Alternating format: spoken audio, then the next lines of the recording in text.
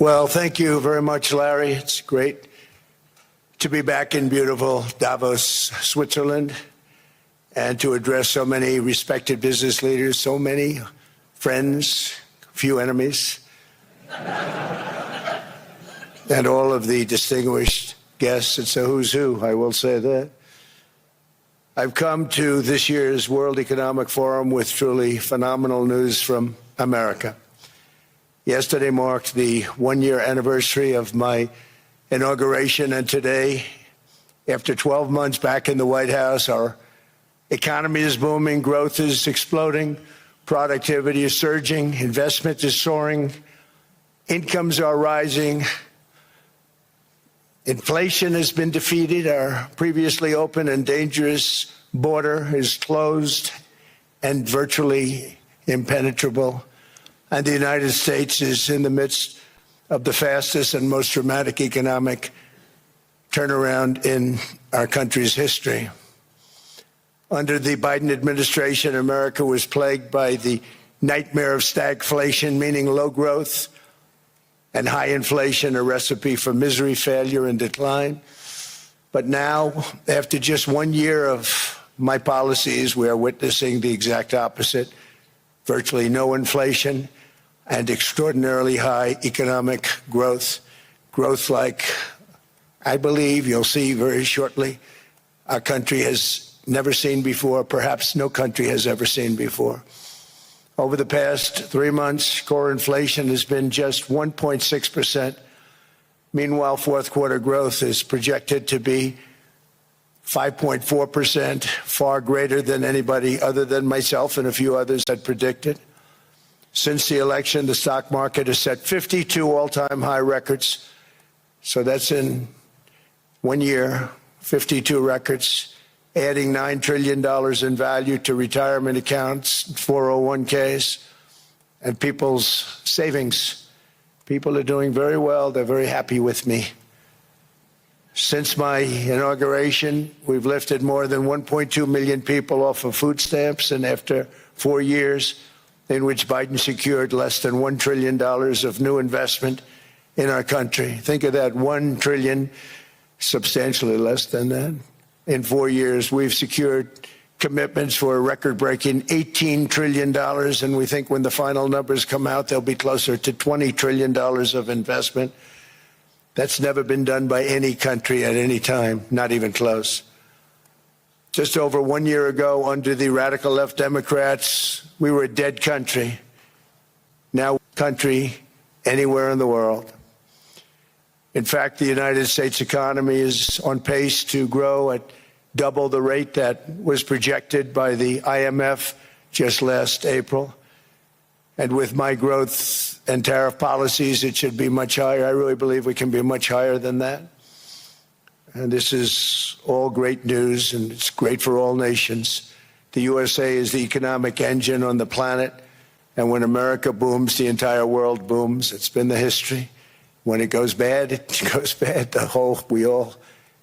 You all follow us down, and you follow us up, and we're at a point that I don't believe we've ever been. I never thought we could do it this quickly. My biggest surprise is I thought it would take more than a year, maybe like a year and 1 month.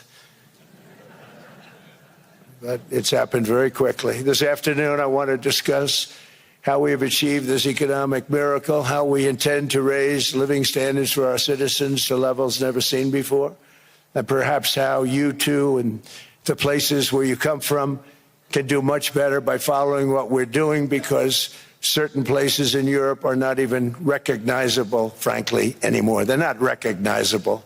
And we can argue about it, but there's no argument. Friends come back from different places. I don't want to insult anybody and say I don't recognize it. And that's not in a positive way. That's in a very negative way. And I love Europe, and I want to see Europe go good, but it's not heading in the right direction. In recent decades, it became conventional wisdom in Washington and European capitals that the only way to grow a modern Western economy was through ever-increasing government spending, unchecked mass migration, and endless foreign imports. The consensus was that so-called dirty jobs and heavy industry should be sent elsewhere, that affordable energy should be replaced by the Green New Scam, and that countries could be propped up by importing new and entirely different populations from faraway lands. This was the path that Sleepy Joe Biden administration and many other Western governments very foolishly followed, turning their backs on everything that makes nations rich and powerful and strong. And there's so much potential in so many nations. The result was record budget and trade deficits and a growing sovereign deficit driven by the largest wave of mass migration in human history. We've never seen anything like it. Quite frankly, many parts of our world are being destroyed before our very eyes, and the leaders don't even understand what's happening. And the ones that do understand aren't doing anything about it. Virtually all of the so-called experts predicted my plans to end this failed model would trigger a global recession and runaway inflation. But we have proven them wrong. It's actually just the opposite. In 1 year, our agenda has produced a transformation like America has not seen in over 100 years. Instead of closing down energy plants, we're opening them up.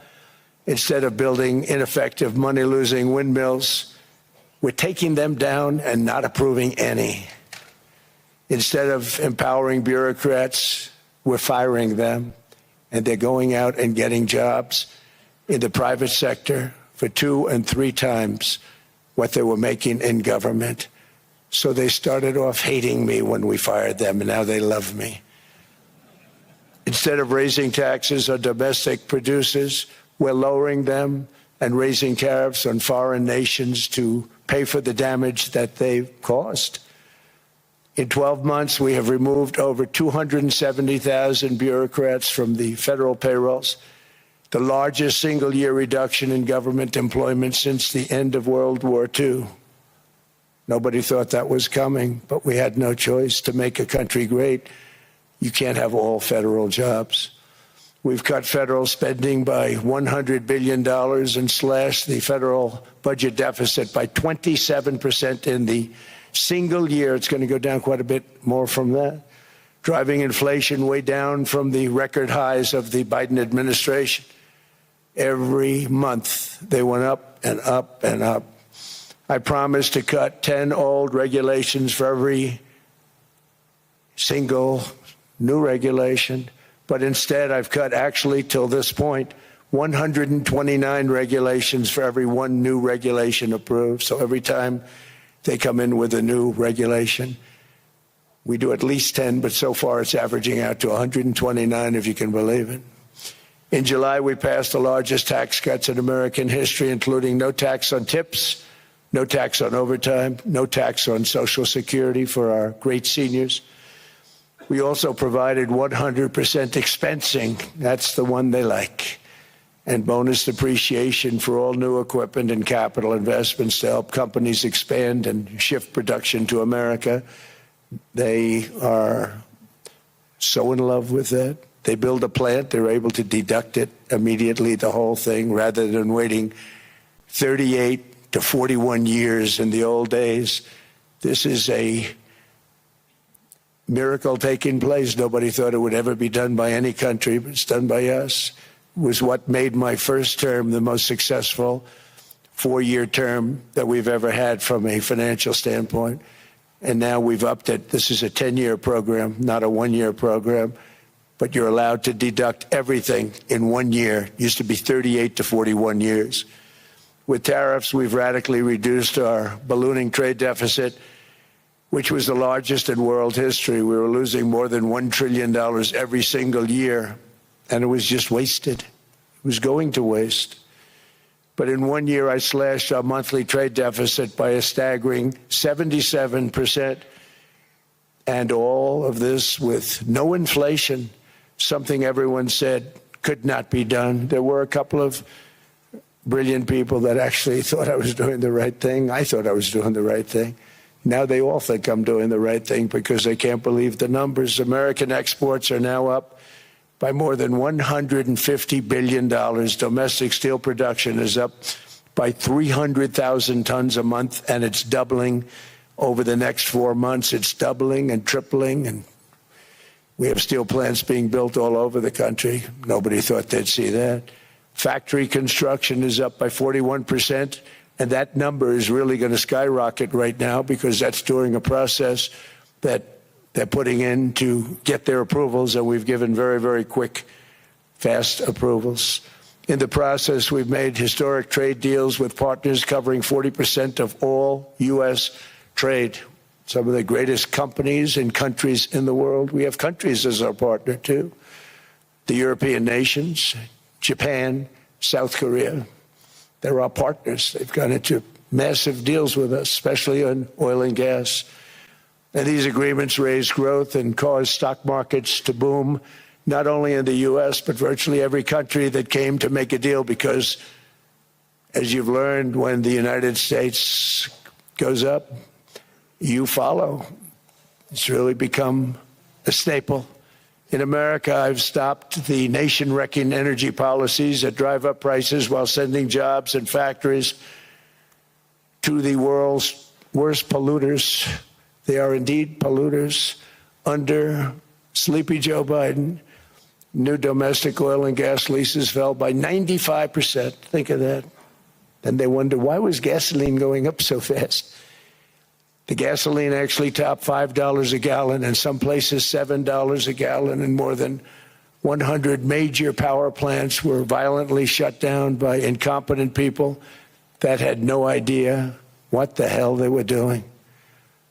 Under my leadership, U.S. natural gas production is at an all-time high by far.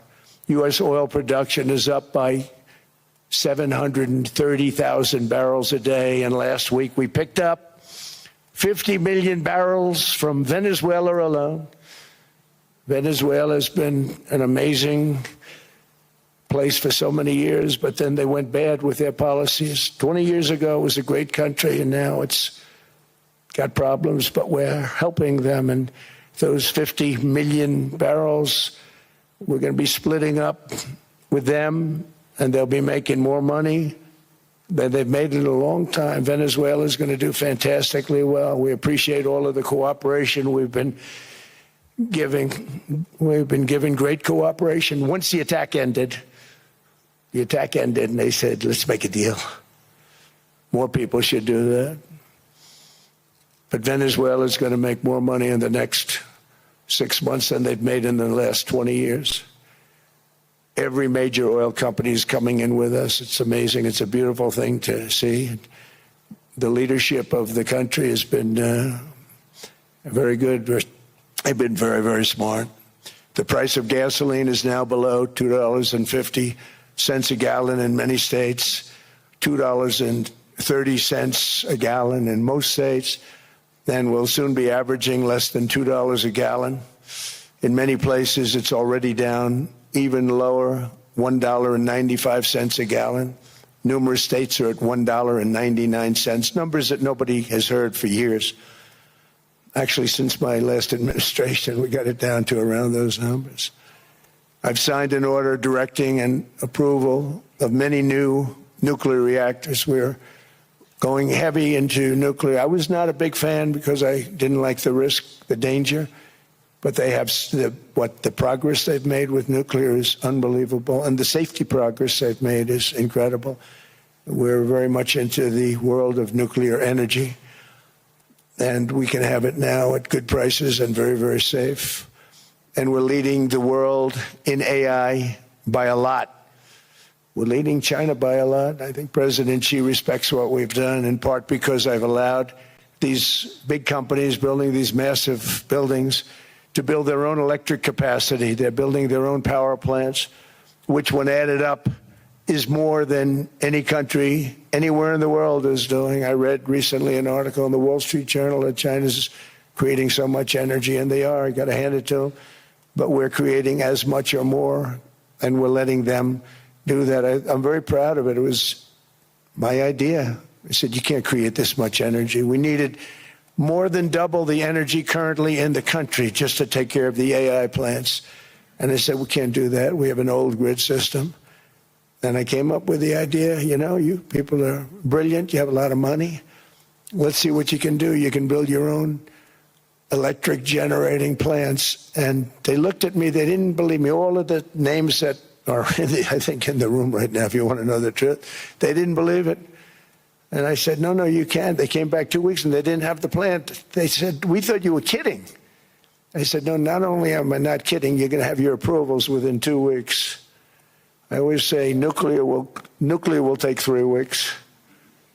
But most aren't going that. They're going oil and gas. They're even going coal in some cases. Because of my landslide election victory, the United States avoided the catastrophic energy collapse which befell every European nation that pursued the Green New Scam, perhaps the greatest hoax in history. The Green New Scam, windmills all over the place, destroy your land. Destroy your land. Every time that goes around, you lose $1,000. You're supposed to make money with energy, not lose money. Here in Europe, we've seen the fate that the radical left tried to impose on America. They tried very hard. Germany now generates 22% less electricity than it did in 2017. And it's not the current chancellor's fault. He's solving the problem. He's going to do a great job. But what they did before he got there, I guess that's why he got there. And electricity prices are 64% higher. The United Kingdom produces just 1/3 of the total energy from all sources that it did in 1999. Think of that, 1/3. And they're sitting on top of the North Sea, one of the greatest reserves anywhere in the world, but they don't use it. And that's one reason why their energy has reached catastrophically low levels with equally high prices. High prices, very low levels. Think of that, 1/3.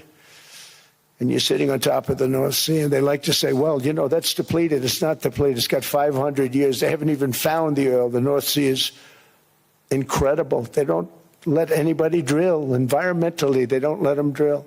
They make it impossible for the oil companies to go. They take 92% of the revenues. So the oil companies say, we can't do it. They came to see me. Is there anything you can do? I want Europe to do great. I want UK to do great. They're sitting on one of the greatest energy sources in the world, and they don't use it. In fact, their electricity prices have soared 139%. There are windmills all over Europe. There are windmills all over the place, and they are losers. One thing I've noticed is that the more windmills a country has, the more money that country loses, and the worse that country is doing. China makes almost all of the windmills, and yet I haven't been able to find any wind farms in China. Did you ever think of that? It's a good way of looking at it. They're smart. China's very smart. They make them, they sell them for a fortune. They sell them to the stupid people that buy them, but they don't use them themselves. They put up a couple of big wind farms, but they don't use them. They just put them up to show people what they could look like. They don't spin. They don't do anything. They use a thing called coal, mostly. But China goes with the coal. They go with oil and gas. They're starting to look at nuclear a little bit, and they're doing just fine. They make a fortune selling the windmills, though, and I think really that's one that they wouldn't be surprised if it stopped. They are shocked that it continues to go. They're very friendly with me. They're shocked that people continue to buy those damn things. They killed the birds. They ruin your landscapes. Other than that, I think they're fabulous, by the way. Stupid people buy them. The consequences of such destructive policies have been stark, including lower economic growth, lower standards of living, lower birth rates, more socially disruptive migration, more vulnerability to hostile foreign adversaries, and much, much smaller militaries. The United States cares greatly about the people of Europe. We really do. I mean, look, I am derived from Europe. Scotland and Germany, 100% Scotland, my mother, 100% German, my father. And we believe deeply in the bonds we share with Europe as a civilization. I want to see it do great. That's why issues like energy, trade, immigration, and economic growth must be central concerns to anyone who wants to see a strong and united West, because Europe and those countries have to do their thing. They have to get out of the culture that they've created over the last 10 years. It's horrible what they're doing to themselves. They're destroying themselves. These beautiful, beautiful places. We want strong allies, not seriously weakened ones. We want Europe to be strong. Ultimately, these are matters of national security, and perhaps no current issue makes the situation more clear than what's currently going on with Greenland. Would you like me to say a few words of Greenland? I was going to leave it out of the speech, but I think I would have been reviewed very negatively.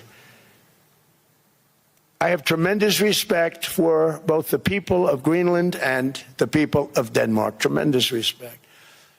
But every NATO ally has an obligation to be able to defend their own territory. And the fact is, no nation or group of nations is in any position to be able to secure Greenland other than the United States. We're a great power, much greater than people even understand. I think they found that out 2 weeks ago in Venezuela. We saw this in World War II, when Denmark fell to Germany after just 6 hours of fighting and was totally unable to defend either itself or Greenland. So the United States was then compelled, we did it, we felt an obligation to do it, to send our own forces to hold the Greenland territory, and hold it we did at great cost and expense. They didn't have a chance of getting on it, and they tried. Denmark knows that. We literally set up bases on Greenland for Denmark. We fought for Denmark. We weren't fighting for anyone else. We were fighting to save it for Denmark. Big, beautiful piece of ice. It's hard to call it land. It's a big piece of ice. But we saved Greenland and successfully prevented our enemies from gaining a foothold in our hemisphere. So we did it for ourselves also. And then after the war, which we won it big. Without us, right now you'd all be speaking German and a little Japanese, perhaps. After the war, we gave Greenland back to Denmark. How stupid were we to do that? But we did it. But we gave it back. But how ungrateful are they now? So now our country and the world face much greater risks than it did ever before because of missiles, because of nuclear, because of weapons of warfare that I can't even talk about. 2 weeks ago, they saw weapons that nobody ever heard of. They weren't able to fire one shot at us. They said, what happened? Everything was discombobulated. They said, we've got them in our sights. Press the trigger, and nothing happened. No anti-aircraft missiles went up.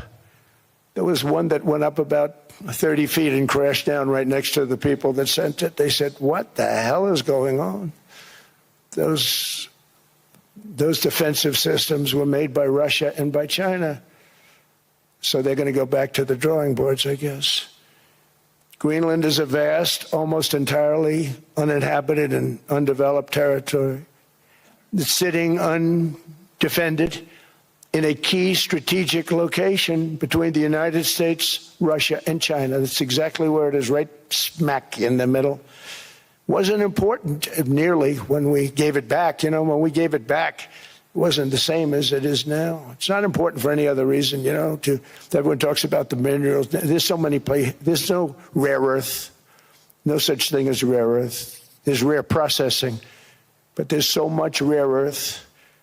And this, to get to this rare earth, you got to go through hundreds of feet of ice. That's not the reason we need it. We need it for strategic national security and international security. This enormous unsecured island is actually part of North America, on the northern frontier of the Western Hemisphere. That's our territory. It is therefore a core national security interest of the United States of America. And in fact, it's been our policy for hundreds of years to prevent outside threats from entering our hemisphere, and we've done it very successfully. We've never been stronger than we are now. That's why American presidents have sought to purchase Greenland for nearly 2 centuries. You know, for 2 centuries they've been trying to do it. They should have kept it after World War II, but they had a different president. That's all right. People think differently. Much more necessary now than it was at that time, however. In 2019, Denmark said that they would spend over $200 million to strengthen Greenland's defenses. But as you know, they spent less than 1% of that amount. 1%. There's no sign of Denmark there. And I say that with great respect for Denmark, whose people I love, whose leaders are very good. It's the United States alone that can protect this giant mass of land, this giant piece of ice, develop it and improve it and make it so that it's good for Europe and safe for Europe and good for us.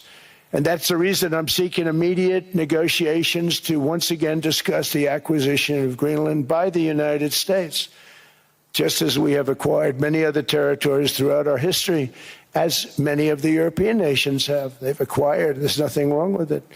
Many of them, some went in reverse, actually, if you look. Some had great, vast wealth, great, vast lands all over the world. They went in reverse. They're stuck back where they started. That happens too. But some grow. But this would not be a threat to NATO. This would greatly enhance the security of the entire alliance, the NATO alliance. The United States is treated very unfairly by NATO. I want to tell you that. And when you think about it, nobody can dispute it. We give so much and we get so little in return. And I've been a critic of NATO for many years. And yet I've done more to help NATO than any other president by far, than any other person. You wouldn't have NATO if I didn't get involved in my first term. The war with Ukraine is an example. We are thousands of miles away, separated by a giant ocean. It's a war that should have never started, and it wouldn't have started if the 2020 U.S. presidential election weren't rigged. It was a rigged election. Everybody now knows that. They found out. People will soon be prosecuted for what they did. It's probably breaking news, but it should be. It was a rigged election. You can't have rigged elections. You need strong borders, strong elections, and ideally a good press. I always say it. Strong borders, strong elections, free, fair elections, and a fair media. The media is terrible. It's very crooked. It's very biased, terrible. But someday it'll straighten out because it's losing all credibility. Think of it. When I win in a landslide, a giant landslide, won all 7 swing states, won the popular vote, won everything, and I only get negative press. That means that it has no credibility. And if they're going to get credibility, they're going to have to be fair. So you need a fair press. But you also need those other elements. And I inherited a terrible, terrible situation. If you look, the border was open. The inflation was raging. Everything was bad with the United States when I came into office. But I also inherited a mess with Ukraine and Russia, something that would have never happened. And I know Putin very well. He and I would discuss Ukraine. It was the apple of his eye, but he wasn't going to do anything. I said, Vladimir, you're not doing it. He would never have done it. It was terrible what happened. I could see it happening, too. After I left, I could see it happening. Biden had given Ukraine and NATO $350 billion, a staggering sum, $350 billion. I came in, and just like the southern border, just like inflation, just like our economy, I said, wow, this place is in trouble, meaning our country. All of these things were out of control. But the border was out of control. We fixed it with the strongest border anywhere in the world. And I've now been working on this war for 1 year, during which time I settled 8 other wars. India, Pakistan. I settled other wars that were Vladimir Putin called me, Armenia, Azerbaijan, He said, I can't believe you settled that one. They were going on for 35 years. I settled it in one day. And President Putin called me. He said, you know, I can't believe I've worked on that war for 10 years trying to settle it. I couldn't do it. I said, do me a favor, focus on settling your war. Don't worry about that one. What does the United States get out of all of this work, all of this money, other than death, destruction, and massive amounts of cash going to people who don't appreciate what we do? They don't appreciate what we do. I'm talking about NATO. I'm talking about Europe. They have to work on Ukraine. We don't. The United States is very far away. We have a big, beautiful ocean separating us. We have nothing to do with it. Until I came along, NATO was only supposed to pay 2% of GDP. But they weren't paying. Most of the countries weren't paying anything. The United States was paying for virtually 100% of NATO. And I got that stopped. I said, that's not fair. But then, more importantly, I got NATO to pay 5%, and now they were paying, and now they are paying. So something nobody said was possible. They said, we will never go up higher than 2%. But they went to 5%, and now they're paying the 5%. They didn't pay the 2%, and now they're paying the 5%. And they're stronger for it, and they have an excellent, by the way, Secretary General, who's possibly in the room. Mark, are you here? Yes, he's here. Hello, Mark. We never asked for anything, and we never got anything. We probably won't get anything unless I decide to use excessive strength and force, where we would be, frankly, unstoppable. But I won't do that. Okay? Now everyone's saying, oh, good.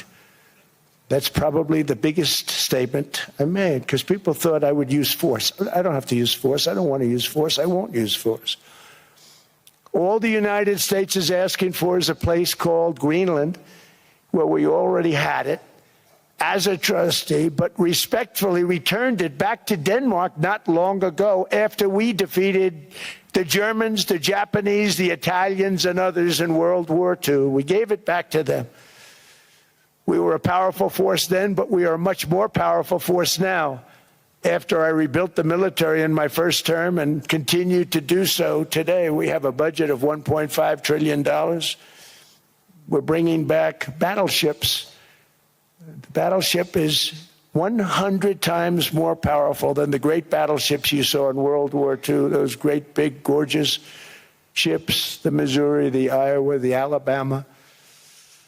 Because I thought maybe we could take them out of mothballs. They said, no, sir, these ships are 100, think of that, 100 times more powerful than those big, magnificent pieces of art that you saw so many times ago, that you still see on television. You say, wow, what a force. 100 times, each ship 100 times more powerful than the big battleships of the past. So that was the end of the mothball story. So what we have gotten out of NATO is nothing except to protect Europe from the Soviet Union and now Russia. I mean, we've helped them for so many years. We've never gotten anything, except we pay for NATO. And we paid for many years until I came along. We paid for, in my opinion, 100% of NATO because they weren't paying their bills. And all we're asking for is to get Greenland, including right title and ownership, because you need the ownership to defend it. You can't defend it on a lease. Number one, legally it's not defensible that way, totally. And number two, psychologically, who the hell wants to defend a license agreement or a lease, which is a large piece of ice in the middle of the ocean where if there is a war, much of the action will take place on that piece of ice. Think of it. Those missiles would be flying right over the center of that piece of ice. All we want from Denmark for national and international security and to keep our very energetic and dangerous potential enemies at bay is this land on which we're going to build the greatest golden dome ever built. We're building a golden dome that's going to, just by its very nature, going going to be defending Canada. Canada gets a lot of freebies from us, by the way. They should be grateful also, but they're not. I watched your Prime Minister yesterday. He wasn't so grateful. But they should be grateful to us. Canada lives because of the United States. Remember that, Mark, the next time you make your statements. What we did for Israel was amazing, but that's nothing compared to what we have planned for the United States, Canada, and the rest of the world. We are going to build a dome like no other. We did it for Israel. And by the way, I told Bibi, stop taking credit for the dome. That's our technology. That's our stuff. But they had a lot of courage, and they were good fighters, and they did a good job, and we wiped out the Iran nuclear threat like nobody can believe. Nobody's ever seen anything like it. That, Venezuela, taking down Soleimani, wiping out al-Baghdadi when he tried to reinstitute ISIS. We did a lot. I did a lot of big things, all perfectly executed. Everyone was perfectly executed. Somebody told me that, a military expert told me, sir, everything you've done has been perfectly executed. I said, I know. So other presidents have spent, whether foolishly or not, trillions and trillions of dollars on NATO and gotten absolutely nothing in return. We've never asked for anything. It's always a one-way street. Now they want us to help them with Ukraine. And let me say, we're going to. I'm really helping, not even them. I want to see, last week, if you saw, it was 10,000 soldiers, but last month it was 31,000 soldiers died. 31,000. That's this room times, the number of people in this room times 30. Think of it. 30,000 soldiers died in 1 month. The month before it was 27,000. The month before that it was 28,000. The month before that it was 25,000. It's a bloodbath over there. And that's what I want to stop. It doesn't help the United States, but these are souls. These are young people. Look like you, look like some of you right in the front row. They go to war. Their parents are so proud. Oh, there he goes, comes back. 2 weeks later, they get a call, your son's head's been blown off. I want to stop it. It's a horrible war. It's the worst since World War II. They keep going, they'll exceed World War II. The numbers are staggering, how many people they've lost. They don't want to talk about it. Ukraine and Russia lost just tremendous amounts. And I'm dealing with President Putin, and he wants to make a deal, I believe. I'm dealing with President Zelensky, and I think he wants to make a deal. I'm meeting him today. He might be in the audience right now. But they got to get that war stopped because too many people are dying, needlessly dying. Too many souls are being lost. It's the only reason I'm interested in doing it. But in doing it, I'm helping Europe, I'm helping NATO, and I've until the last few days when I told them about Iceland, they loved me. They called me daddy, right, last time. A very smart man said, he's our daddy. He's running it. I was like running it. I went from running it to being a terrible human being. But now what I'm asking for is a piece of ice, cold and poorly located, that can play a vital role in world peace and world protection. It's a very small ask compared to what we have given them for many, many decades. But the problem with NATO is that we'll be there for them 100%. But I'm not sure that they'd be there for us. If we gave them the call, gentlemen, we are being attacked. We're under attack by such and such a nation. I know them all very well. I'm not sure that they'd be there. I know we'd be there for them. I don't know that they'd be there for us. So with all of the money we expend, with all of the blood, sweat, and tears, I don't know that they'd be there for us. They're not there for us on Iceland, that I can tell you. I mean, our stock market took the first dip yesterday because of Iceland. So Iceland's already cost us a lot of money. But that dip is peanuts compared to what it's gone up. And we have an unbelievable future in that stock. That stock market is going to be doubled. We're going to hit 50,000, and that stock market's going to double in a relatively short period of time. because of everything that's happening. But this is a good example. After giving NATO and European nations trillions and trillions of dollars in defense, they buy our weapons. We make the greatest weapons in the world, but now we're going to make them faster, much faster. You saw that. I put a cap on the salaries. Then I put no buybacks, no stock buybacks, no various other things that they were doing. I mean, they were making $50 million, but it would take them 3 years to give you a Patriot missile. I said, that's not good. My chauffeur can do a better job than that, and he makes slightly less than 50. They make big salaries. If they're going to make those big salaries, they're going to have to produce a lot faster. The good news is we have the greatest equipment in the world. Now we're going to start making it a lot faster. They're going to build additional plants. And all of the money that goes into stock buybacks is going to go into building plants. We're not allowing stock buybacks by defense companies any longer. They're going to build new plants to make Tomahawks, Patriots. We have the best equipment, F-35s. F-47, the new one just coming out. They say it's the most devastating plane, fighter jet ever. Who knows? They called it 47. If I don't like it, I'm going to take the 47 off it. I wonder why they called it 47. We'll have to think about that. But if I don't like it, I'm going to take that 47 off. But it's supposed to be the Stage 6. It's supposed to be the first Stage 6 plane, undetectable, like our B-2 bombers were undetectable. They flew right over Iran. They were undetectable. And they did their job, and they got the hell out of there.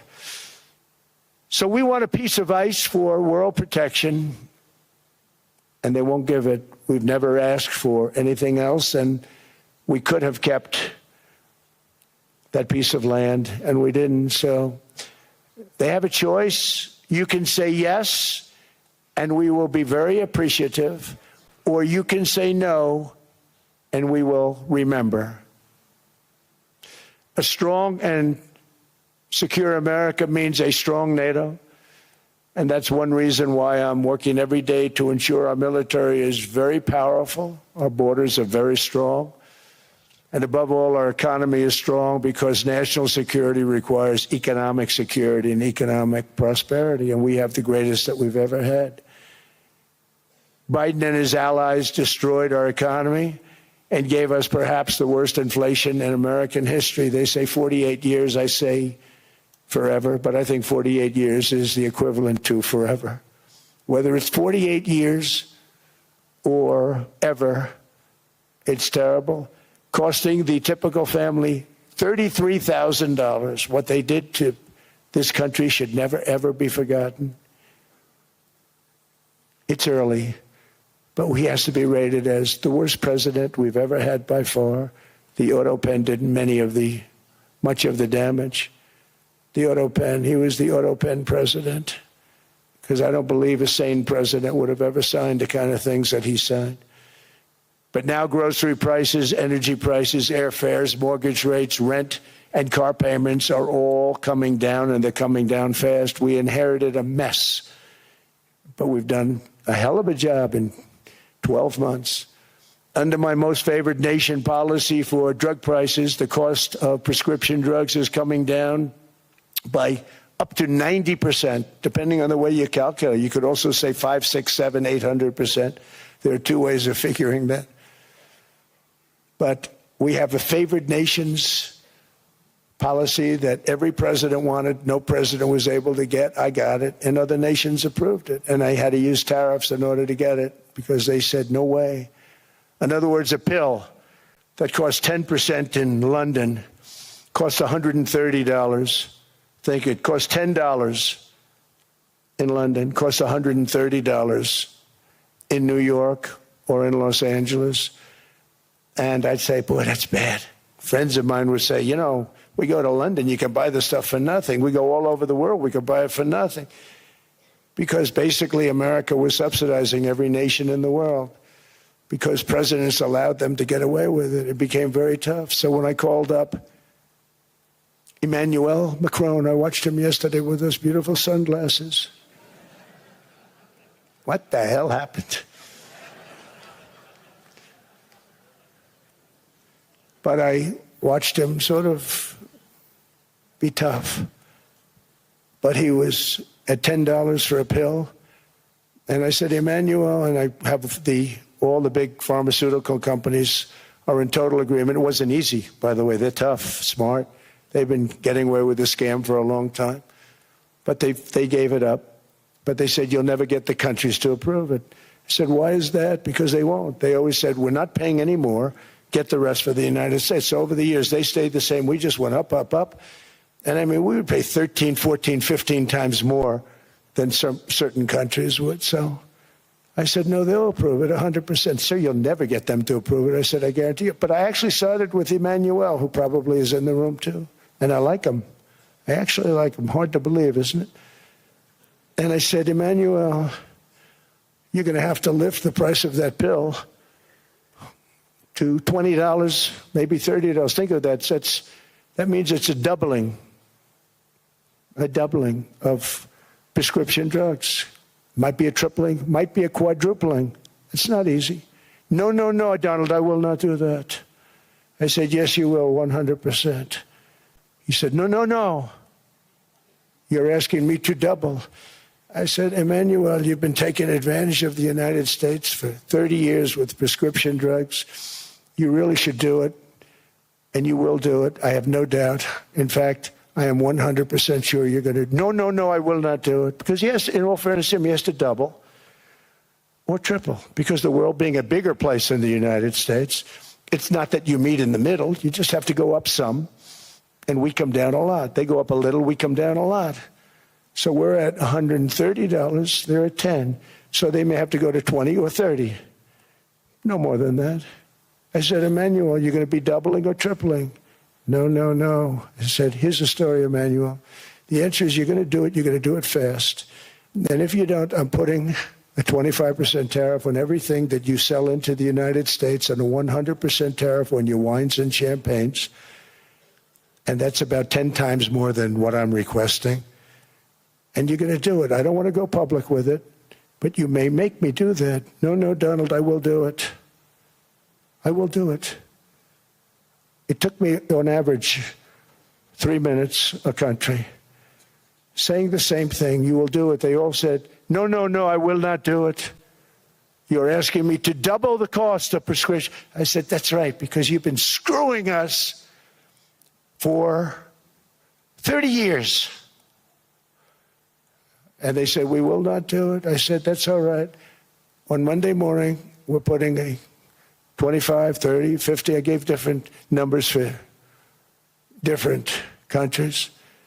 This is also national security we're talking about. Not fair. We're not going to subsidize the whole world. And every one of those countries have agreed to do it. So one of the biggest things that I've done is the fact that we have now most favored nation. We will pay whatever the lowest price is in the entire world.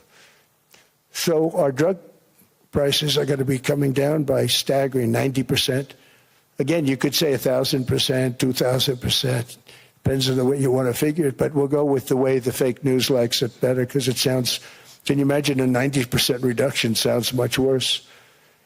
But drug prices are going to be coming down tremendously in all the nations, and I appreciate them doing it, but they did it, in all fairness, without tariffs. I wouldn't have been able to get it done.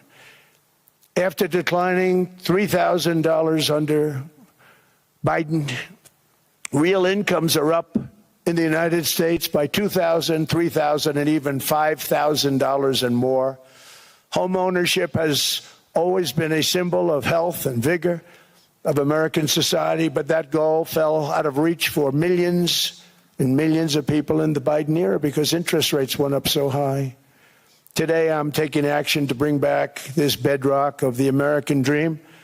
In recent years, Wall Street giants and institutional investment firms, many of you are here, many of you are good friends of mine, many of you are supporters. Sorry to do this to you, I'm so sorry.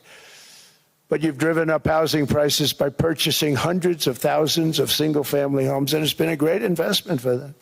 Often as much as 10% of houses on the market. You know, the crazy thing is a person can't get depreciation on a house, but when a corporation buys it, they get depreciation. Okay, that's something we're going to have to think about too. I don't know if too many people think about that. You buy a corporation, they buy 500 houses, they buy hundreds of thousands, they buy 500 houses, they can take depreciation. A person sweats and works and buys one house they can. But homes are built for people, not for corporations, and America will not become a nation of renters. We're not going to do that. That's why I have signed an executive order banning large institutional investors from buying single-family homes. It's just not fair to the public. They're not able to buy a house. And I'm calling on Congress to pass that ban into permanent law, and I think they will. One of the biggest barriers to saving for a down payment has been surging credit card debt. The profit margin for credit card companies now exceeds 50%, one of the biggest. And they charge Americans interest rates of 28%, 30%, 31%, 32%. Whatever happened to usury? So to help our citizens recover from the Biden disaster, all caused by this horrible president, I'm asking Congress to cap credit card interest rates at 10% for 1 year. And this will help millions of Americans save for a home. They have no idea they're paying 28%. They go out there a little late in their payment and they end up losing their house. It's terrible. To unleash innovation in savings and financing, I'm also working to ensure America remains the crypto capital of the world.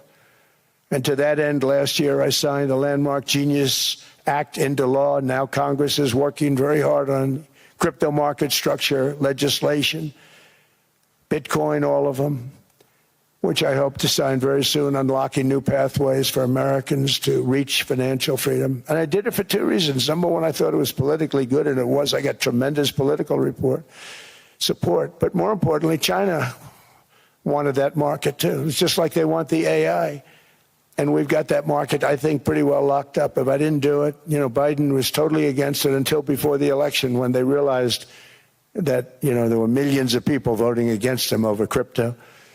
And all of a sudden they loved it very much, but it was too late. They blew it. But it is politically popular, but it's much more importantly, we have to make it so that China doesn't get the hold of it. And once they have that hold, we're not going to be able to get it back.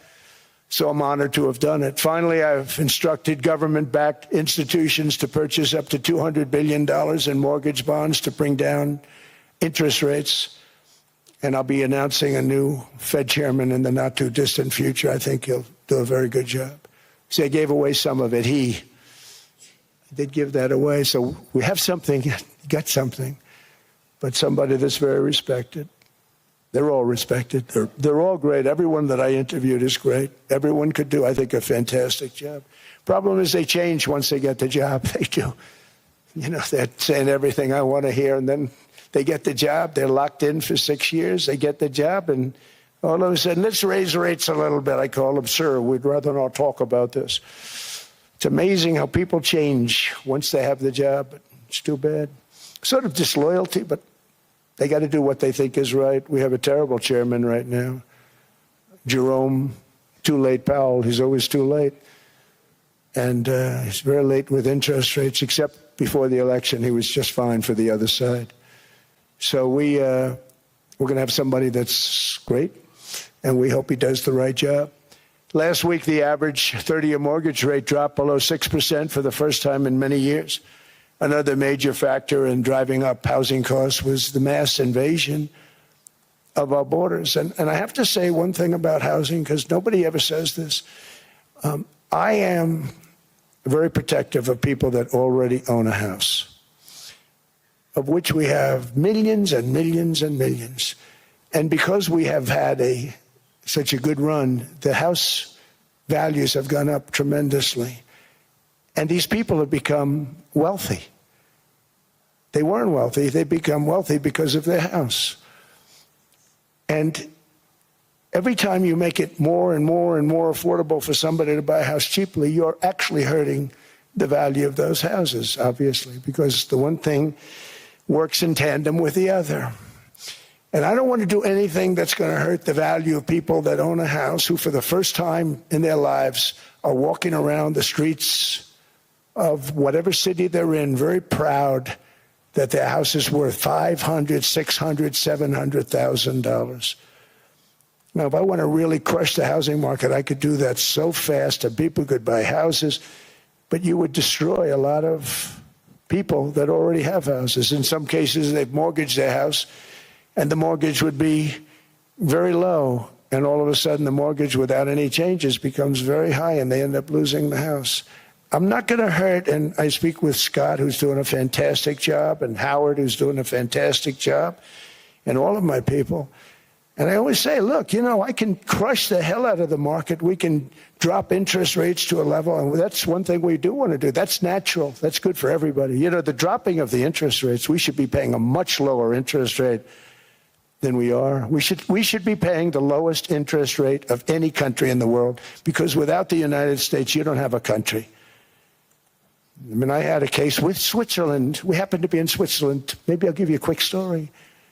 But they were paying nothing. They make beautiful watches, great watches, Rolex, all of them. They were paying nothing to the United States when they sent their product in.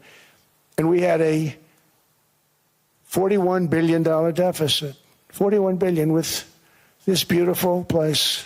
Flew over it, isn't it nice? So I said, let's put a 30% tariff on them so that we get back some of it, not all of it at all. We still have a deficit, big deficit. We had 41 million. That's a big deficit. And I said, let's put a tariff on. Different tariffs, different places. You're all party to them. In some cases, victims to them. But in the end, it's a fair thing. And most of you realize that. But we put a 30% tariff on Switzerland, and all hell broke loose. They were calling, I mean, like you wouldn't believe. And I know so many people from Switzerland, incredible place, incredible, brilliant place. But I didn't realize that they're only good because of us. And there's so many other examples. I mean, us, probably other places, but a majority of the money they make is because of us, because we never charged them anything. So they come in, they sell their watches, no tariffs, no nothing. They walk away, they make $41 billion on just us. So I said, no, we can't do that. So I'm going to bring it up. I still would have a deficit pretty substantial, but I brought it up to 30%.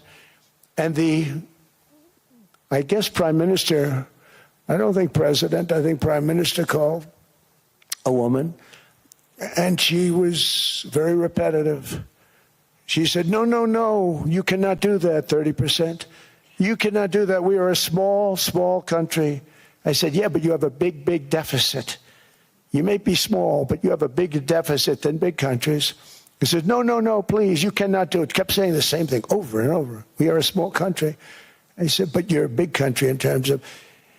And she just rubbed me the wrong way, I'll be honest with you. And I said, all right, thank you, ma'am, appreciate it. Do not do this. Thank you very much, ma'am. And I made it 39%.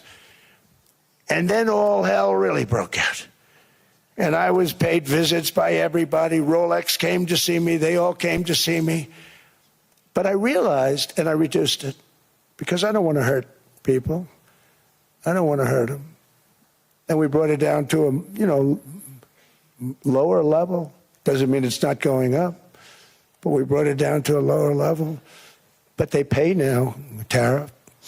But I realized that we have many places like that where they're making a fortune because of the United States.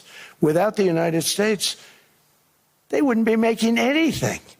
Think of it. Switzerland made $41 billion on us. And as she said, it's a small place. And I realized with that, I don't know, it was so, because she was so aggressive.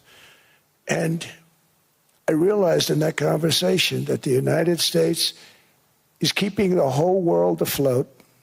Many places, I could give you 6, 7 places just in the people in this little area. I know every one of them. They're looking down. They don't want to see me. They don't want to stare me in the eyes. But they're taking advantage of, everybody took advantage of the United States. But I've been very fair, and I gave them a tariff, and it was fine. But I realized that without us, it's not Switzerland anymore. Without us, it's not any of the countries that are represented here. And we want to work with the countries. We want to work with them. We're not looking to destroy them. I could have said 39, 40%. I could have said I want a 70% tariff, then we make money with Switzerland. But Switzerland would have been probably destroyed, financially destroyed. I don't want to do that. But we should be paying the lowest interest rate of everybody. I hope Scott's listening to this, because we should be paying the lowest interest rate of everybody. Without us, most of the countries don't even work. And then you have the protection factor. Without our military, which is the greatest in the world by far, without our military, you have threats that you wouldn't believe. You wouldn't believe. You don't have threats because of us, and that's because of NATO. One other thing, and I have to say it so importantly, in the old days, and I used to say I'm the youngest in the room. Now I'm among the older. I hate to say it. I don't feel old, but I'm among the older. But I remember not long ago, 20, 25 years ago, when good news came out about, let's say, the United States. The United States had a great quarter. The United States had a great month. All the stocks went up. And that's the way it's supposed to be. Now when they say the United States had a record quarter, it's unbelievable how well it's doing, all the stocks crash because they say, oh no, inflation, they're going to raise interest rates. And they do. Some of these stupid people like Powell, they raise interest rates. And what they do is they stop you from being successful. It used to be when we had a great quarter, a great month, great earnings, great anything, any good news, the stock market went up. That's the way it's going to be. We got to do that again, because that's the way it should be. Now when we have a great month, they want to kill it. Like we did over 5%. People were surprised. We should do 20%. We could do 25%. When we announce good numbers, and the reason is they're so petrified of inflation. And growth doesn't mean inflation. We've had tremendous growth with very low inflation. In fact, growth can fight inflation, proper growth. So we want to get back to the days when we announce great numbers, because we're going to be announcing phenomenal. You know, all these factories that are being built at record, thousands of businesses are being built right now. Remember, $18 trillion is invested. I think the second number is 3. And that was China many years ago. Investments in the country from outside. 18 trillion, nobody's ever seen. And that's money coming in and building things, factories. Thousands of businesses are being built, thousands. Hundreds of big factories, car plants are moving back to the United States. They're coming in from Canada, they're coming in from Mexico, from Japan. Japan's coming in and building plants here in order to avoid tariffs. They're coming in from China. They're coming in from all over the world. We have more plants being built now, car plants, than we've ever had built, even in the heyday from the 1940s and 50s. And they're bigger. They don't use renovations anymore where they take an old plant, they rip it down, they build a brand new plant, super modern plant. But it's happening at levels that nobody's ever seen. In 2024, the U.S. built less than 2 million new homes, but Biden admitted more than 8 million new migrants. And those days are over. In 2025, for the first time in 50 years, the United States had reverse migration. Boy, that was nice. And these were criminals that were being taken out of our country because they allowed people to come into our country from jails, from gangs, drug dealers, murderers. 11,888 murderers. We've gotten most of them out. And then ICE gets beat up by stupid people from leadership in Minnesota. We actually are helping Minnesota so much, but they don't appreciate it. Most places do. You know, Washington, D.C. is the safest place now in the United States. It was a very dangerous place to walk, and now you can walk with your wife, your kids, right through the middle of the city. Right now, Washington, D.C. is as safe as it gets. It was one of the most unsafe, I had to admit. We sent in the military, the National Guard. Within 2 months, it was great. Within 3 months, it's like a really great place and a safe place and a beautiful place. It's even been cleaned up. The graffiti's gone. The fences are gone. We don't have to worry about fences anymore. All of the places, the grasses are cut. and replaced with new grass in many cases. It's all going to happen in the spring. But Washington and D.C. is beautiful again, and it's safe. New restaurants are opening up. They were all closing. Now you can't get into a restaurant. Restaurants in Washington, D.C. are all opening. Memphis also, Memphis, Tennessee, New Orleans, Louisiana. We're there for 3 weeks. We've cut the crime down by 64%. Within another month, we'll have virtually no crime there. We can do that all over. We're going to help the people in California. We want to have no crime. I know Gavin was here. I used to get along so great with Gavin when I was president. Gavin's a good guy. And we're going to, if he needed it, I would do it in a heartbeat. I'd love to see. We did help them a lot in Los Angeles, a lot with the early in my term when they had some problems. But we would love to do it. I will say this, if I were a Democrat governor or whatever, I would call up Trump. I'd say, come on in, make us look good. Because we're cutting crime down to nothing. And we're taking people out, career criminals who are only going to do bad things, and we're bringing them back to their countries. But where we've done it has been amazing. And we have a capacity to do it at much greater levels.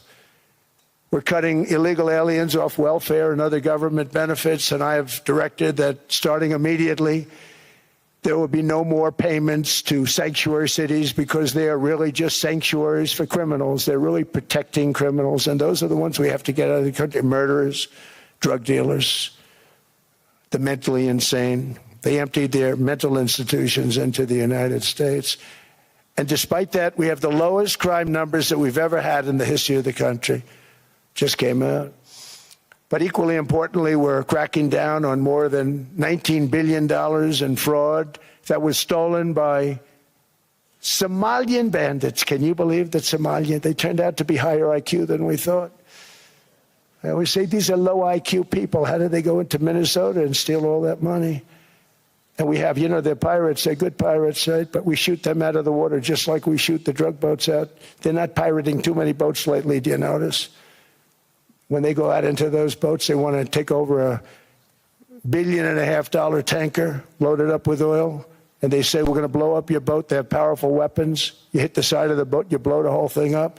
The insurance companies are petrified. So they say, just give them the boat. We'll give them money instead. And I don't do that. We blow them right the hell out of the water. We see them going out, we blow them out of the water. We don't have any pirates so much anymore. If we do, they won't be there long. We've cut down with the hitting of the boats that are loaded up with drugs, including submarines. Can you believe they actually buy small, they call mini subs, very fast. They're meant for drugs. We've knocked out 2 of them. The Democrats say they were fishing. You have ruined somebody's fishing weekend, I would say. A submarine is not a fishing boat. You don't fish. But we've knocked down drugs by water, the oceans, the sea, by 97.2%. Think of that. And I actually say, who the hell are the 3%?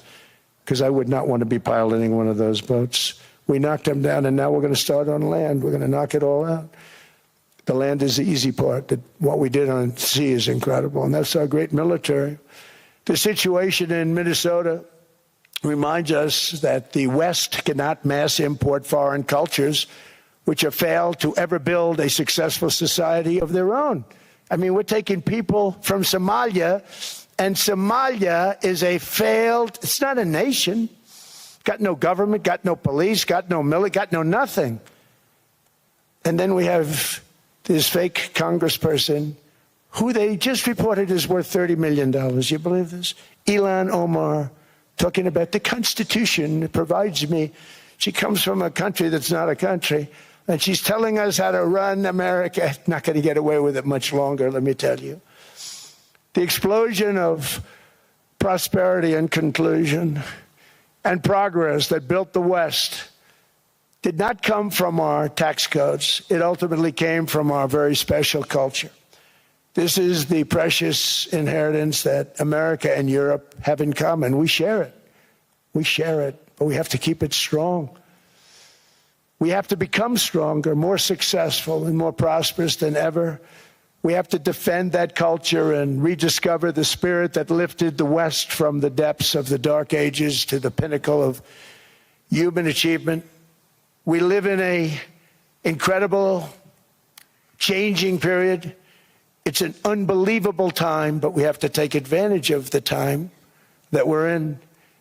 In our hands are technologies that our ancestors could scarcely have. I mean, they couldn't have even dreamt some of the things that we see today. And so rapidly they're produced. I mean, AI, 2 years ago, nobody ever heard of the term, and now everybody's talking about it. And it can have some very good purpose. It could also have some dangerous purpose, and for that we have to watch out. But some tremendous things are happening because of it. And we're leading by so much. We're doing so well. But opportunities that are bigger and grander than ever before in human history are right before us. It is the pioneers in this room. Many of you in this room are true pioneers. You're truly brilliant people. Just your ability to get a ticket is brilliant because you have about 50 people for every seat. I don't know what. That's Larry. Everything Larry touches turns to gold. He made this very successful.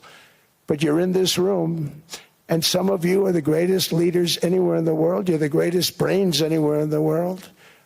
And the future is unlimited, and to a large part because of you. And we have to protect you, and we have to cherish you.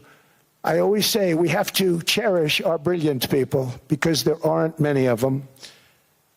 So together with confidence, boldness, and persistence, let us lift up our people, grow our economies, defend our shared destiny, and build a future for our citizens that is more ambitious, more exciting, more inspiring, and greater than the world has ever seen.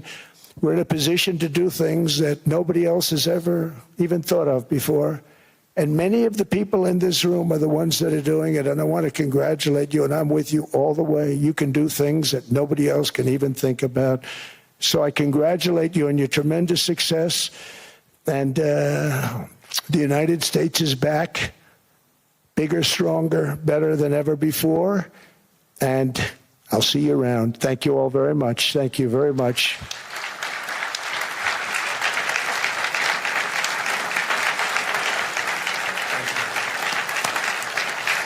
Thank you.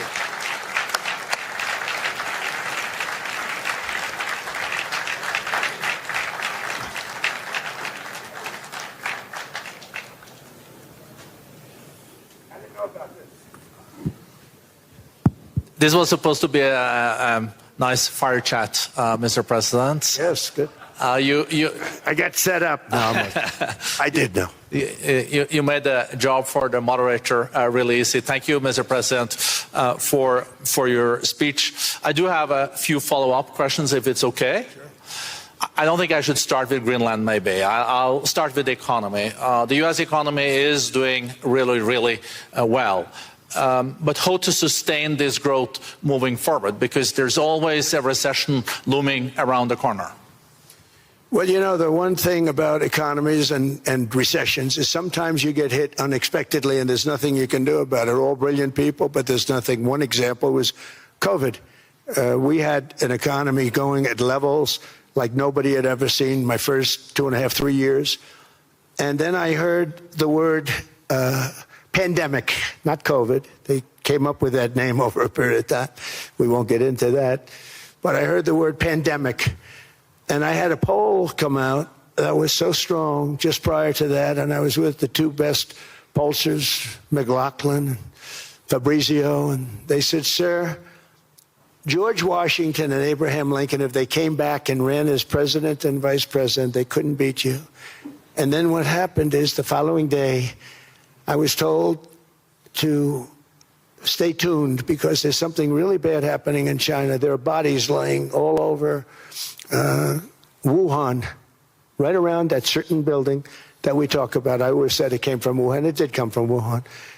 And they were body bags. We saw it by satellite. And they said, there are strange things happening in China. And so it began. And we ended up with the COVID, and the whole world suffered. We did a phenomenal job. I don't think we got the credit we deserved. We did something that Operation Warp Speed, which some people say was one of the greatest military feats ever. We did a great job. Used our military, used a lot of people. But sometimes you get hit with things, nothing you can do. You get hit with things like that unexpectedly. and we got through it. And when I left, the stock market was higher than it was previous to the COVID coming up. And I called it a great achievement. But things happen. Bad things happen. The things that we can stop are wars if we're smart. That we can stop. Those are a matter of being intelligent and having intelligent people on the other side. Because wars are the worst of all. Wars are worse than anything. But we can stop wars because that's sort of up to us. But things like dust flying in the air, wherever COVID comes from or whatever comes, sometimes you have to be a little bit lucky. But we are poised to have an economy like no other, not only in this country, but anywhere. And you know, when you hear the kind of numbers that I can tell you that Scott Bessent was with me the other day, and he's looking at numbers. He said, I can't. And that's all he's done his whole life, pretty much your whole life. Scott, you weren't going to be a football player, I don't think. Scott was not that great at football, but he was always good at numbers, right? And he was looking at numbers. He said, I've never seen anything like this. We're poised to do things that no other country has ever done. And, you know, luck, I hate to say it, but we need a little luck. We don't want to get hit by something that nobody could have thought. Whoever thought we were going to hit by a pandemic? You know, when I heard the word pandemic, I said, oh, that's an ancient problem. World War I, they lost 100 million people. It actually ended World War I. A lot of people don't know. The Spanish flu in World War I ended the war because all the soldiers were sick. The soldiers were so sick on both sides, and that war was raging, and they were all dying from the Spanish flu. They were sick as dogs. They couldn't fight. So, you know, you don't know how that would have turned out. But so we do, I mean, subject to that, and I always have to put a caveat in for it, but we're poised to have the greatest growth of any large country, I think any country that there's been. When you look at what's happening in the United States, it's really amazing. Thank you. One thing that maybe keeps you up at night, I know you don't sleep that much anyway, Mr. President, is the debt. The U.S. debt is high, is now the biggest expenditure on your budget. How to get out of that impasse? Well, the big thing is growth. I mean, growth is the way. If we grow like this, we go from having at $37 trillion. We go from having high debt to low debt. But we also are cutting expenses, you know, the old-fashioned way. We have extraordinary growth. I think we're going to be growing our way out. I think we're going to be paying off debt. We're taking in tremendous money from tariffs fairly. And again, I'm using them judiciously. You know, Switzerland's a case study. I could have gotten much more. I could have asked for much more. But we're using them judiciously. But I think growth, most importantly, and then cutting costs. Now, if you take a look at Minnesota, $19 billion in fraud and other things. People going to airports, they came into the country, they don't have 10 cents, and they're leaving with hundreds of thousands of cash in their bags. When we get to that, and our DOJ, Pam, and Todd, and all the people that work over there, and all of the people that work in here, I can tell you, Scott Bessent is working on that. It's a priority, right? You have your whole team. We're in there looking for where this money is coming from, how much it is. It could be more than $19 billion. Can you believe that? That's just one state. If we were able to cut out 50% of the fraud, 50%, and we should be able to do better than that, we would have a balanced budget without having to talk about even growth. So we have a lot of options, but we're working very hard on that. That's a big deal. It's not just the protests, the fake protests done by agitators and, you know, professional insurrectionists. That's what they are. They're professional troublemakers. But we are looking very strong at the money too in Minnesota and other places. I think, Mr. President, also the $500 billion invested in artificial intelligence and the frontier technologies last year also were driving growth exponentially in the U.S. Well, AI has been a big factor. AI is massive. I mean, Mark Zuckerberg showed me a plant where he put it over a map of Manhattan, and it was basically the size of Manhattan. This is not, I said, you got to be kidding. It's a plant that was miles long, miles wide, very high. I don't think it was as high like the Empire State Building, but it was high. And it literally covered most of the island of Manhattan.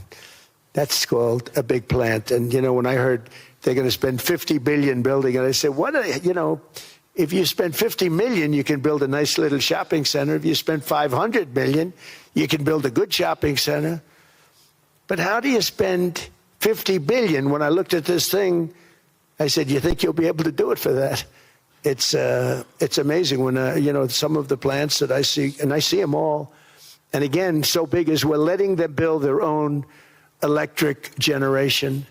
This way we have no problem. And otherwise they'd be complaining. There'd be nobody able to, but you know, we have an old grid system. And not only that, they're going to sell at a very cheap price the excess electricity that they create back into our grid. So that'll solve some problems for certain states that don't have enough electricity. We also know that on the AI, there is fierce competition between the US as the largest economy in the world, 27% of the global GDP and 5% of the global population, not doing that badly, and China. And we know that that competition is very tough on AI. I know you're heading to a state visit to China in April. How do you see the US-China relationship moving forward? Are you able to combine this tough competition with also collaboration? So I've always had a very good relationship with President Xi and with President Putin. Talk about, you know, the larger powers. But I've always had a very good relationship with President Xi of China. He's an incredible man. What he's done is amazing. He's highly respected by everybody. And I do now. I mean, now I have good. It was very severely interrupted by COVID. I used to call it the China virus, but he said, do you think you could use a different name? And I decided to do that because why should we have a problem over that? But I would do that, and they were. You're a true diplomat, huh? I became a diplomat for the first time. Well, you know who taught me that? Marco Rubio. He said, let me teach you about diplomacy. Hey, any guy that gets approved by 100% of the votes, think of it, he got liberal Democrats and radical right Republicans to approve him. He's the only one. The next one was like lost 45 votes, right? But he got all 100 votes voting for him. And at first I wasn't happy about it. I said, wait a minute, I don't like that. And now it turns out that the Democrats probably wish they didn't do that. And Marco has been fantastic. Marco, stand up, please. You have done a great job as Secretary of State. He's going to go down as the best Secretary of State. And Scott, and we have Susie, who's the first female Chief of Staff, and she's the best Chief of Staff, too. And I see Howard Lutnick, who I know spoke.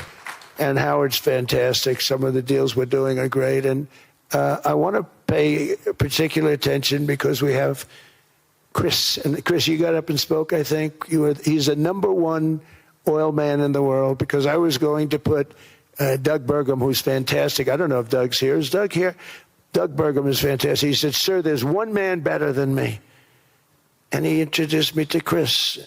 And he turns out to be. So we're drilling more oil and gas now than we ever have by almost double. Is that right, Chris? And on top of it, we get a lot coming out of Venezuela.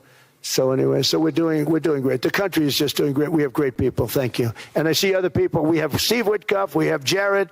I got so many people. I'm in trouble because when I go back, they're going to be people with long faces. Sir, you didn't introduce me. I got so many people. And we have a lot of the greatest people anywhere in the world. I know them all. So I won't continue because we'd be here all day. Thank you, Mr. President. We also know that you're a deal maker, and then maybe coming back to Greenland and Ukraine. What kind of deal in the end do you see between the U.S. And Denmark? Because, you know, I guess you see it now as a negotiation going on, or? Well, it's costing Denmark hundreds of millions a year to run it. And Denmark's a small country and wonderful people. But, you know, it's very expensive. It's a very big piece of ice. And it's very important. I mean, I don't want to repeat the speech, but it's very important that we use that for national and international security. That can create a power that will make it impossible for the bad guys to do anything against the perceived good ones. And it's a great block for Europe, just like, Denmark was supposed to spend hundreds of millions of dollars. They didn't spend the money. They didn't spend anything almost. And we'll see what happens. I just say this. NATO has treated the United States of America very unfairly. We never asked for anything. We never got anything. We actually took care of the needs of NATO for years and years, which I felt was always unfair. So I got NATO to pay because they're rich countries. But I think it's time that NATO step up. We're helping them with Ukraine. Without us, I think Putin would have gone all the way. I think we have it. I think that could have been a World War III, if you want to know the truth. If Kamala was elected, or Joe, any one of those, those thinkers, I think you could have ended up in World War III. And I will say Steve Witkoff has been dealing incredibly with, but we're not going to have World War III. We want to get it stopped, but we're not going to have World War III. I think if I wasn't elected, I think that could have evolved into World War III. It was a very, very bad situation, and it still is, but it's not that kind of bad. It's bad because so many young people are being killed. How close do you think there is on an agreement on Ukraine?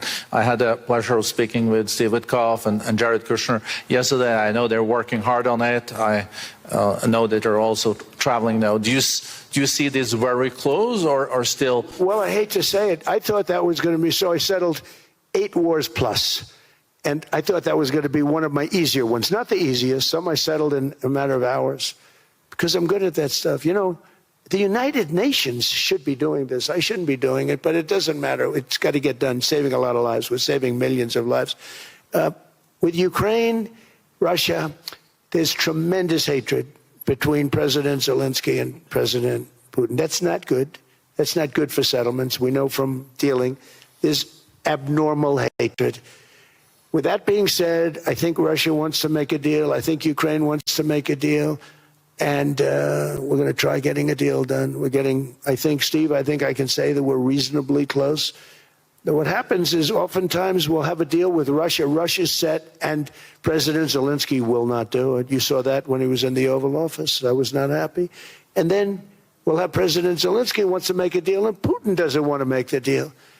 It's a very difficult balance, and it's big time, and it is, to use a word, it's a bloodbath. It's horrible what's happening. It's a drone war. The drones are killing, thousands of people a week, thousands. We have to get it stopped. So I believe they're at a point now. I'm going to meet with President Zelensky later today. I believe they're at a point now where they can come together and get a deal done. And if they don't, they're stupid. That goes for both of them. And I know they're not stupid. But if they don't get this done, they are stupid. So I don't want to insult anyone, but you got to get this deal done. Too many people are dying. It's not worth it. President Sisi is sitting on the first row here. He spoke earlier today and also complimented you on the Gaza deal. I think there will be a signing tomorrow. Of course, there are different views on this, but how important do you think this signing is on the Board of Peace? And do you think this is going to sustain? Do you think we now will see Gaza reconstructed and the billions of US dollars invested? I do. I think we have peace in the Middle East. There are some little situations like Hamas, and Hamas has agreed to give up their weapons. Now, they were born with a weapon in their hand, so it's not easy to do. When they were born with a rifle in their hand. It's not an easy thing for them, but that's what they agreed to. They've got to do it. And we're going to know, Jared, over the next 2 or 3 days, certainly over the next 3 weeks, whether or not they're going to do it. If they don't do it, they'll be blown away very quickly. They'll be blown away. We have 59 countries that are part of that whole peace deal. And some of those countries aren't even they're near the Middle East, but they're not in the Middle East traditionally. And they want to come in and take out Hamas. They want to come in. They want to do whatever they can. There's a problem with Hezbollah in Lebanon, and we'll see what happens there, but that's a problem. But there are these little flames, but there's peace in the Middle East. Now, had we not gone in and knocked out with those big, beautiful, we just ordered 25 brand new ones, the latest and the greatest, the B-2 bomber. Think of them, they went in there at 2 o'clock in the morning with no moon, no light, no nothing, and every single one of those massive bombs hit its target, 100,000-pound bombs hit its target, every one of them. And then on top of it, from a submarine 300 miles away, we hit the sites with tomahawks, which is an unbelievable weapon. So, we did our job. If we didn't do that, you would have never had peace in the Middle East. And the countries like Saudi Arabia, UAE, and Qatar could never have, and others could never have signed anything because you would have had this dark cloud, and the dark cloud was Iran with nuclear. Iran would, if we didn't take them out, they would have had a nuclear weapon within 2 months. They were very close to having the nuclear weapon, and we hit them hard. And it was a total obliteration. If they may try again, but they're going to have to try from a different area because that area was obliterated. Incredible thing we did. And because we did that, we were able to make peace. If we didn't do that, I would say, Jared and Steve, if we didn't do that, there was no chance of making peace because the countries I just named and other countries could have never signed off. They were afraid. They were afraid. We had a bully. The bully was Iran, the bully of the Middle East. They used to call it for years. They were the bully of the Middle East. They're not the bully of the Middle East anymore. Mr. President, I know you even had to change plane last night, so I guess you didn't have much sleep, but I think but your energy is still there. I know you have several bilateral meetings. I know you're also hosting a reception. So thank you so much for coming back to Davos. Thank you so much. It's highly appreciated. Well, thank you very much. Thank you, everybody, very much. Thank you. Thank you.